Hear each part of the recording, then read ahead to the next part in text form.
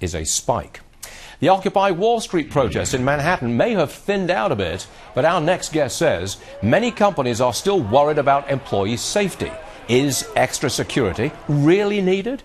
Paul Viollis from Risk Control Strategies is here again with us. Paul, welcome back. Thank you, Stu. Pleasure to be here. Last time you were with us, you were telling us that a lot of executives were looking for one-on-one protection, right, and that companies were looking for protection.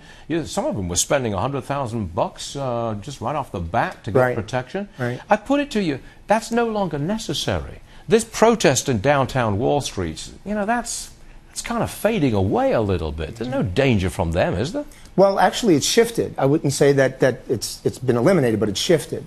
Where companies are more concerned about now is the penetration of their actual buildings. For example, whenever you have a group that's willing to sacrifice their freedom of movement, be arrested, and be incarcerated to make a statement, then more companies now are concerned with what they will do to try to get inside their actual office buildings to make a statement. Are they coming to you and saying, Paul Viollis, we are worried about these guys banging down the door and coming into our offices? Or are you going to them and saying, watch out, boys, those nasty demonstrators, they're going to penetrate your building? Which way round is it? And that's a good question. We're receiving the calls. Really? Yeah, we don't initiate them at all. What kind of companies?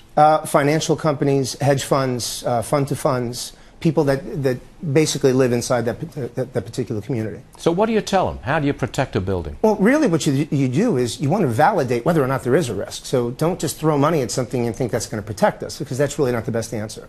The best answer is to validate whether you do have a risk.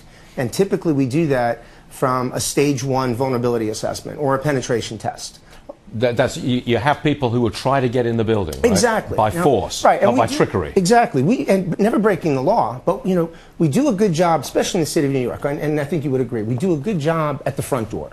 We ask for IDs, we're checking who people are, but what are we doing at the loading docks?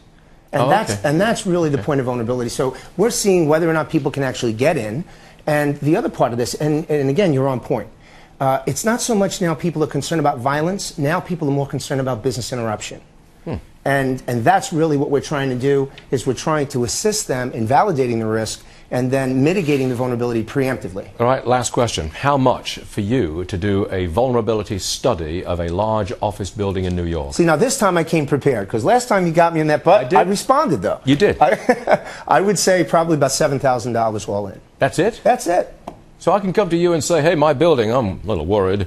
$7,000 is it? And you'll tell me how worried I should be? And we can do it today. I'm not actually in need right now. Paul Viollis, that is fascinating stuff. I appreciate you coming up with a number like that. Always a pleasure. It's a very low number, though. I suspect you're trolling for clients out there. Actually, I was just trying to get you to give me that pitch, so I thought that was wonderful. No, it was very good. That's it. 2 days and that's it. In and out. Paul, good stuff. Thank you very much, sir. Thanks.